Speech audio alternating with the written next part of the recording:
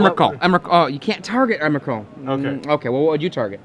I would target, apparently, Phyrexian Obliterator and Death Shadow. So with Plunge into Darkness and Death Shadow, you can actually set up some combo kills here. He's going to be playing against Wijaya, who is a grinder from the LA area.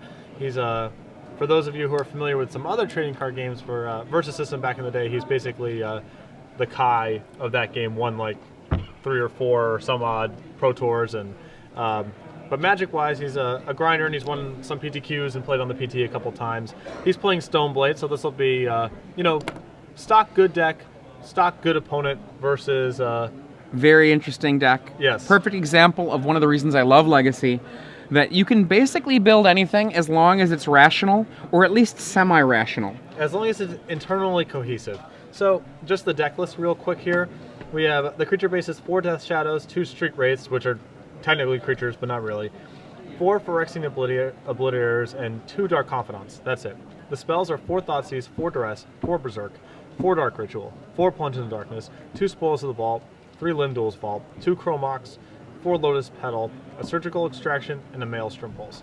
So this is basically a combo deck masquerading as a beatdown deck. Right, and one of the things that's interesting is the singletons that it runs in this deck, it actually can it can reasonably find, at the cost of a lot of life, the vaults, the plunges, the search in this deck. There are 9 search cards in the deck, so those singletons can do something. If he thinks that there's a single card on the table that's going to stop him, Maelstrom Pulse will take care of it. Yep. I'm curious about why he has a single surgical extraction. Maybe he's planning on kind of playing it as similar to a Cabal Therapy. I already know your hand from a Duress and a Thoughtseize, and maybe I can just get you. Or maybe he actually has a particular graveyard card that he's afraid of for whatever reason. We're going to see the opening of these games. Well, his deck is a bit... There's a lot of decks whose only relevant disruption is probably going to be Swords to Plowshares. So being able to strip that out of the deck if you hit it with a target, or if they've already used one, could be valuable. Thoughtseize. So he's going to lead with a cycled Street Wraith and Bayou into Thoughtseize. 18, 16, so now he's down to 16 life to 20.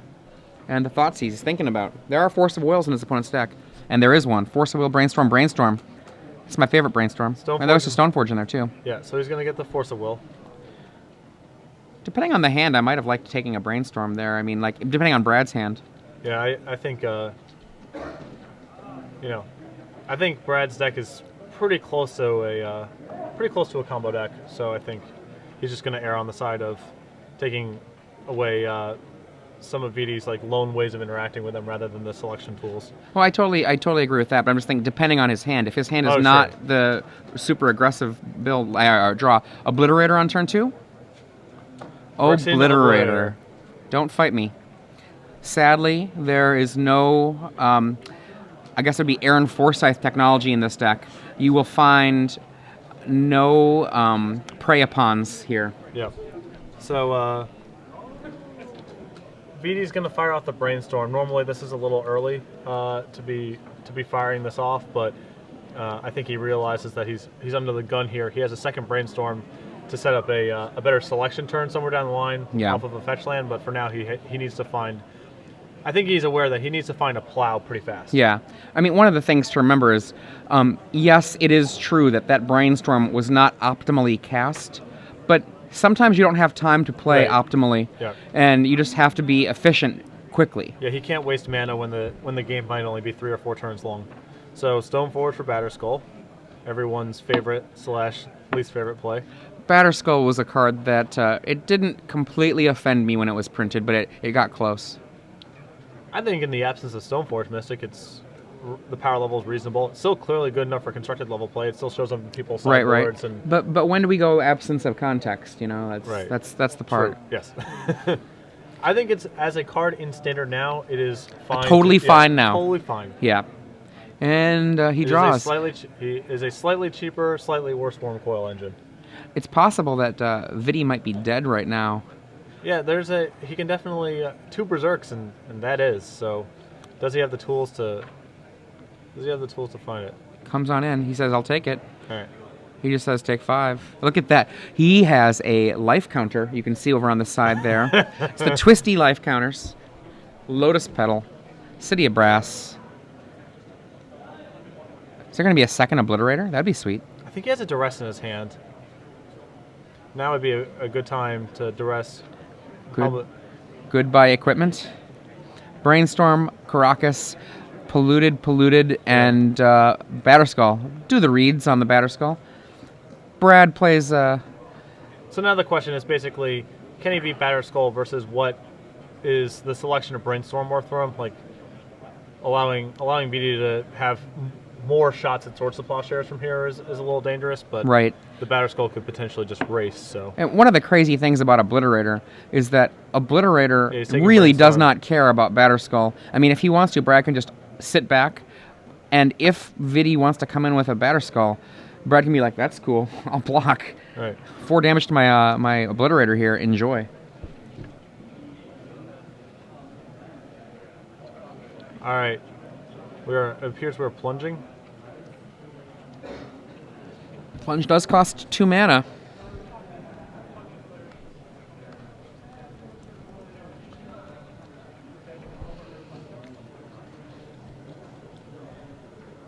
So there are a couple different possible modes. He's going to be paying X life to essentially impulse for X cards. So he named some number. He has to name it before he starts looking. He's looking for some great card. I don't know how much he paid. As soon as we get a word from the judge, we'll find out. He paid 13 to go down to 3 life. Wow, this takes me back to Rome.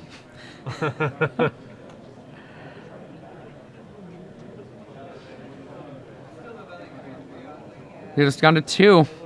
What's he got here? Oh, Death Shadow. Death Shadow at 2 life. Oh. Okay. So the other shoe drops. You can't hear our people off camera or who aren't next to us, but there's a lot of laughter going on over here. We have 11-11 trample and 5-5 trample. That's 16 trample he's presenting.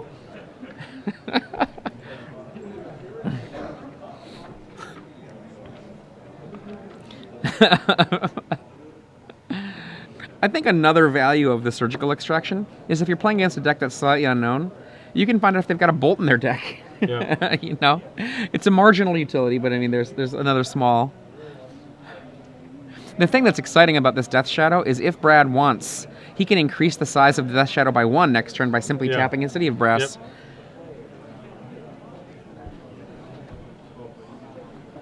Yep. Okay. Turn 2 Obliterator. Turn 3 Death's Shadow. As All Suns Dawn says on Twitter, this match is absurd. Love this format. I'm right there with you. Well, what do we got here? Sneaky, sneaky.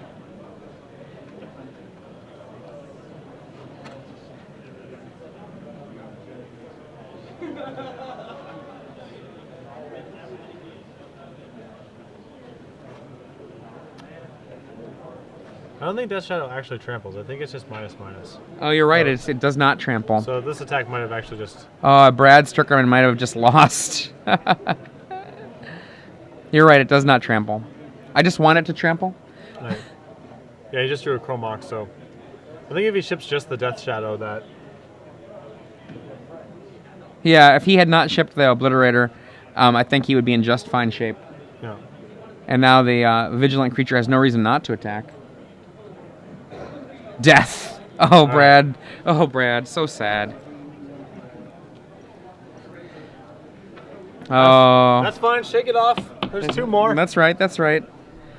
Cards to bring in, perhaps. I wouldn't be upset with Pithing Needle. Yeah, his sideboard is 4 Pithing Needle, 4 Leyline of the Void, 4 Vendetta, a Surgical Extraction, a Cranial Extraction, and a Perish. So, Vendetta can't kill a Germ, but it can kill a Stoneforge. Yeah, I think I like Pithing Needle because it's not like you're worried about the body. You're just worried about the, the equipment functionality, and Python Needle can also get equipment that's already in play. So, Meanwhile, Vidi, what's he got? he has 2 Path to Exile, excellent. He has 2 Wrath of Gods, potentially good. That's solid, yeah. He has some Flusterstorms, a Purify the Graves, Surgical Extractions, Crucible, and a Jit. Okay, cards I like there. I like Path, I like Wrath, and I think if he has room, there might not be better cards. Surgical is reasonable, just to like put the nails in the coffin after because you're dealing with a combo deck essentially. But I only put in Surgical if I've got cards that are more dead weight. Yeah, I mean his main deck's pretty tight. He's got 3 Spell Snares, which are not great. I mean, they don't actually counter anything that he's seen. They do counter Limdol's Vault and Plunge. Sorry, Plunge rather. So, but pretty marginal. His equipment is a Batter Skull and a Sword of Feast and Famine, and Feast and Famine's potentially quite good because it just locks out an attacker. So I would be surprised if either pieces of equipment got cut in favor of the Jit. Cards I don't like are the Spell Snares and the One Geist. I don't think the game's going to be about him attacking with a Geist. I think it's going to be... I mean, when it comes to that instant attacker, he's got Snapcaster, he's got Vendilion Click. Yeah. So he doesn't need to have like some resilient attacker. Brad will drop himself down in life naturally, so you just want to be able to control the board. You're not going to need to attack with some random guy. So even if it is an incredibly good random guy. That's 4 cards. 4 cards easily, 2 Path, 2 Wrath. Yes. And then after that, do you just leave it alone? Yeah, I'm probably not bringing anything else.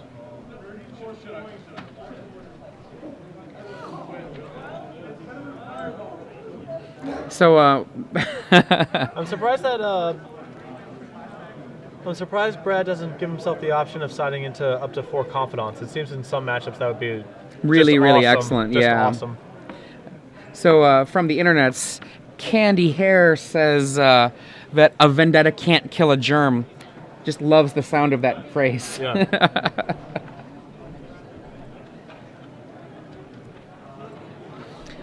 Now, I am definitely really rooting for Brad this game. I want to see this Death Shadow deck play as often as possible. And he's currently 2-0, as is Vidi. And I don't remember what he beat last round, but the stories of Brad's deck... they're 1-1. They are 1-1? That's very sad.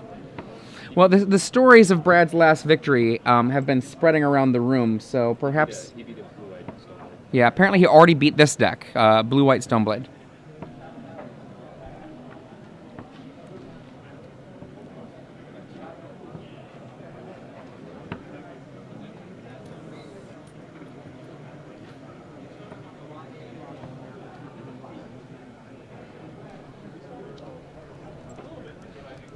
Shuffle, shuffle, shuffle.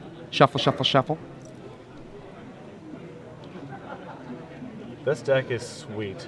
This is real. I know I've been saying this is real sweet.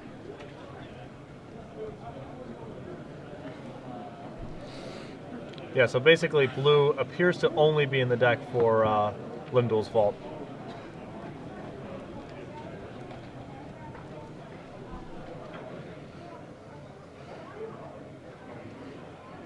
I've been actually really having a, what do I want to call it, an unrequited love affair with Phyrexian Obliterator since it was printed. Yeah. I keep making decks with Obliterator in it, and then never actually having that deck amount to anything. Listen, it's a time-honored tradition, starting with Juzan Dijin, Grinning Demon, Phyrexian Scuda. It's like getting these cards to work is a time-honored tradition for a lot of spiky tournament players.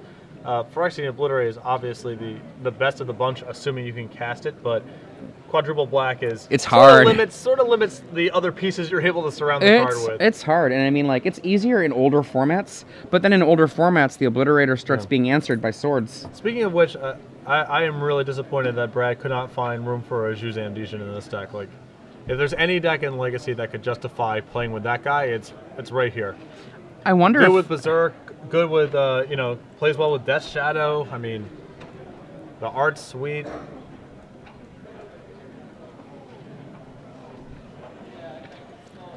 Brad here. Is that a Maul? Yeah, it's a Looks mulligan. like a Maul. For both, it looks like both players are mulliganing. I mean, both of these players have good reason to mulligan. Brad's deck has a lot of cobbled together pieces. Yes.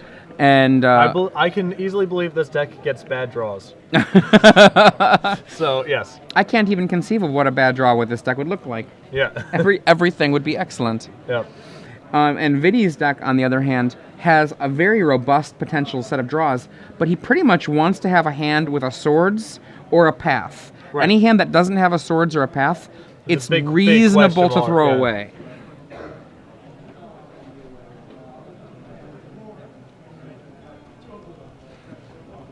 I mean, his curve last game was Brainstorm into Stoneforge into Batterskull, and he very nearly died. Yeah. So that being his curve. I mean, he could have lost it if Brad had not been as aggressive as he was. Yeah. I mean, it's not quite that simple, because if he only attacks with the Death Shadow on the last turn, VD isn't actually compelled to chump block yet. Right, Like, he of still has course. another turn, so there's, at that point he has a bunch of potential draws, but I mean, the 13/13 is just so huge. right, with you the know? Obliterator back on D. For those of you who are just joining us, I'm Adrian Sullivan. I'm joined in the booth by Patrick Sullivan. Hello, hello. And we are here watching the Legacy Open here in Los Angeles. Brad Strickman on the left playing a Death Shadow Berserk combo deck. And people out here in LA seem to just call him Vidi. We've got Vidianto Wijaya playing Stoneblade. One of Brad's friends came up to me in between rounds and said he's been playing this deck some amount at local tournaments and such, and he found out that you can't actually have two Death Shadows. Like, he had two Death Shadows in play, and one got plowed, so the other one dies. And he's like, don't put the second one into play against the plow decks. Okay. Plunge into Darkness. Did he ritual off his pedal? I believe so. The graveyard order there is a little off. For those of you who are strict graveyard people in Legacy, I certainly am one. We should see that pedal in the yard, then the Dark Ritual. So does he have a Death Shadow in his hand? I'm not sure. Because if he has a Death Shadow in his hand, he can actually just pay down to one or whatever. Safely. Hopefully draw another one. Then he can go sack my. He's going down to 3. He can actually. Looks like he's grabbing Berserk.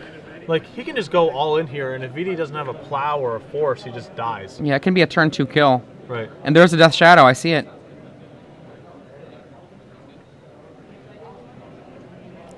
Death Shadow currently a 10/10.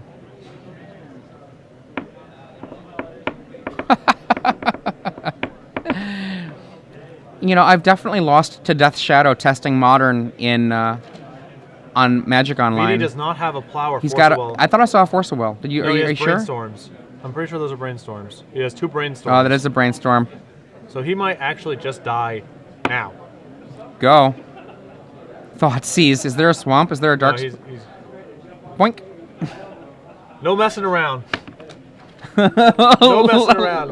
He's gonna have to, let's see if it works. We got a brainstorm here. Now let's pretend that he finds a Force of Will. Well, so he doesn't die. But he he's will just- die next turn unless he Yeah. lays a Mystic. Yeah, so his Mystic has to chump walk.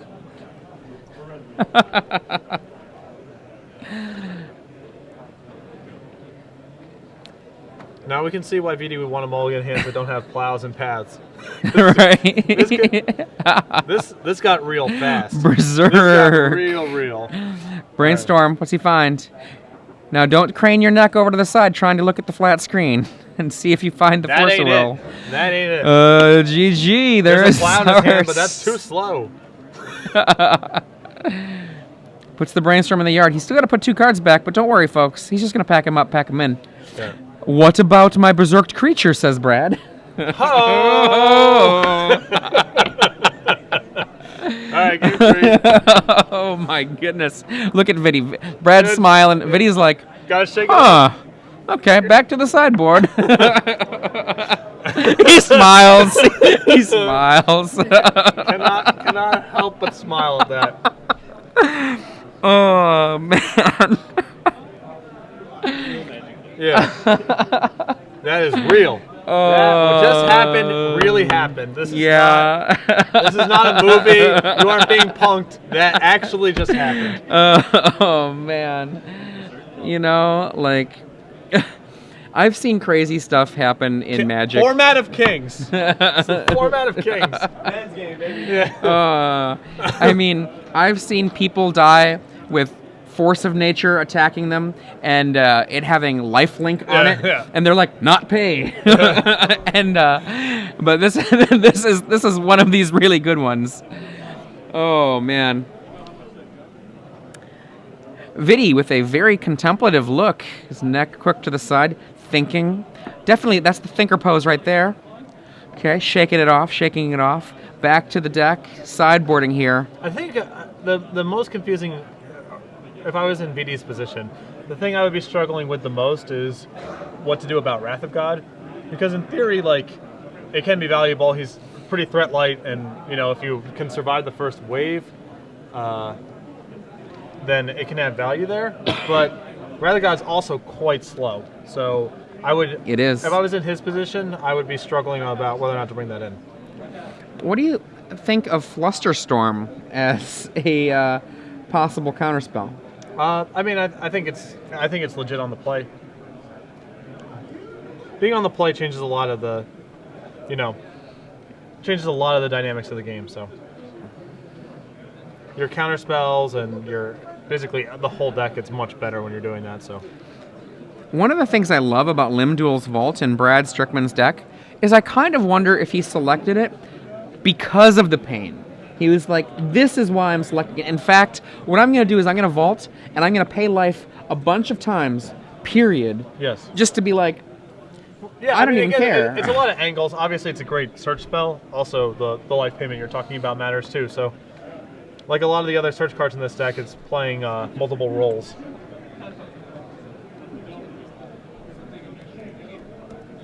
I believe Limdual was actually one of the original villains in Magic. Yes.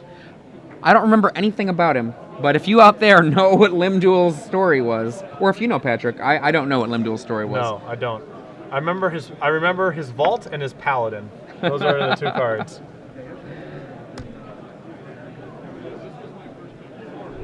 So if you pay 17 life to Limdual's Vault, you can actually really set up your library pretty well. Yep. It'll take you a while, though. I mean, like, that's 5 cards at a time rearranging your library.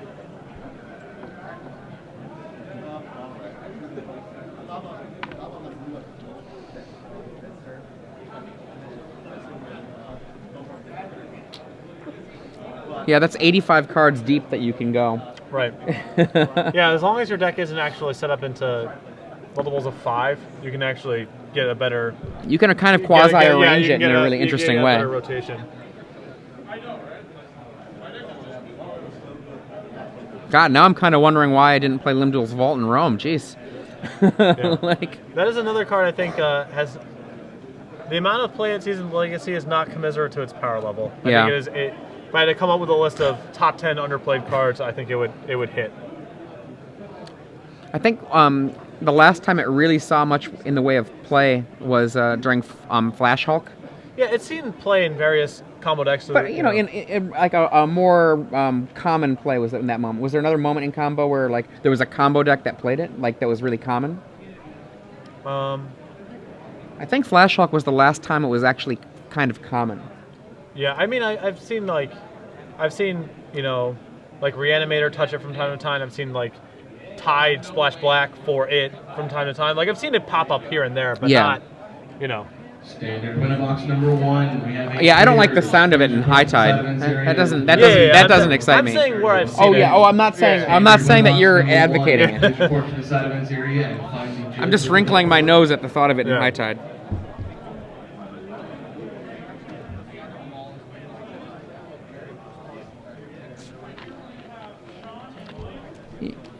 If you are at home just kind of listening to us rather than watching us, I don't think this is a match to merely listen. Yeah. You should be watching this one right here. Like, the games will be probably over pretty quick, but what you get to see will be exciting. Yeah.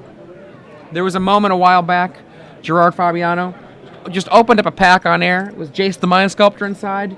That was exciting. This was, I think, on that level of like, wow. Right. This is like everyone gets to open up a pack with a Jace in it. This is a treat for everyone. Okay, opening hands. And is Brad throwing it back again? Well, I mean, We've got to go to Vidi first, I suppose. Yeah. Brad looks like he's keeping. He's giving him a look stare. at that look. He's like giving them the... Oh, no, it's going back. I thought he was giving him like the little eye, like, hey, what's it looking like over there? The across-the-bar glance. Yeah. What you got? Anything good? Yeah, you're giving him the this.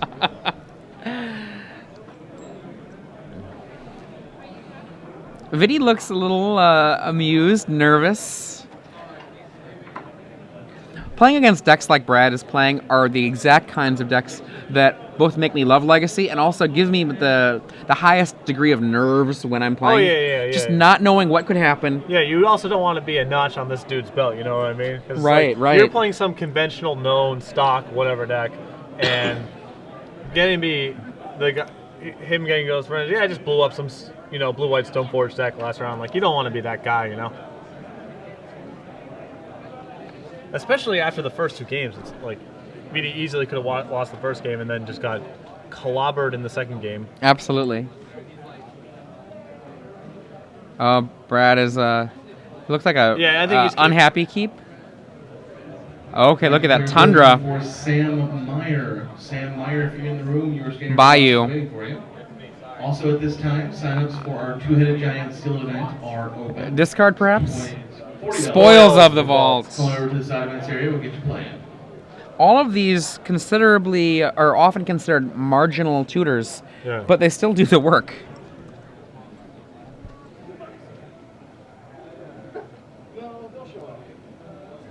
Spoils in some way considered the fixed demonic consultation.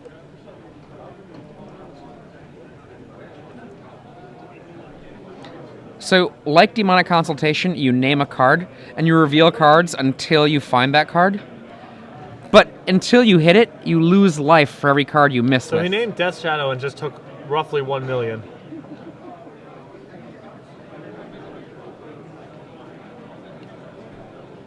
I think he just went to 1. I think that was 19 cards.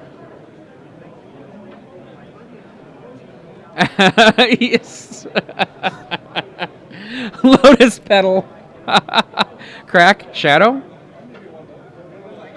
I think this is gonna draw a Force of Will. I think it's gonna lose a spell snare to make this not happen.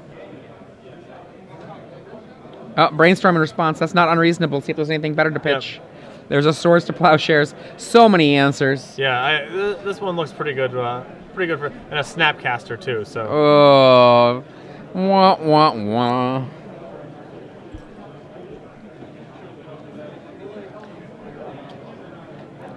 If you missed it, last game, I believe that was a turn 2 kill with Death's Shadow. Yeah, he didn't play a land. Yeah, didn't play a land. Turn 2 kill, Death's Shadow. So, I think we're going to see turn 2 Stoneforge Mystic, turn 3 attack you with it and kill you. Actually, it's probably better to do it off a Snapcaster, but whatever. It's all the same. Yep.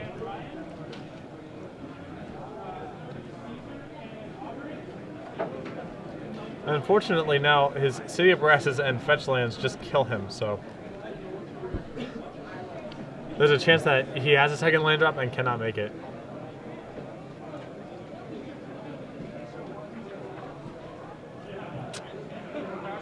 I think he just said go.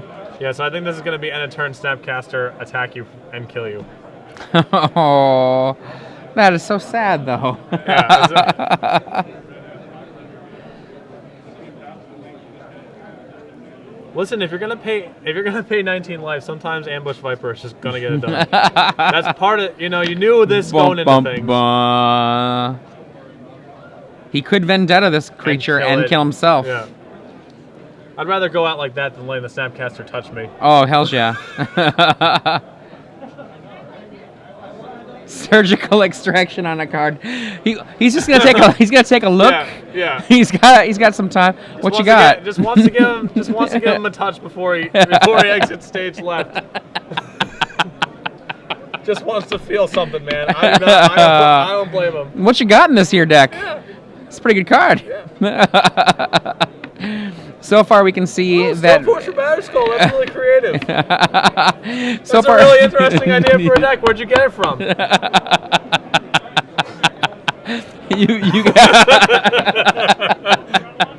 You can see right now that. Yeah, shuffle his cards too. Give him a good riffle.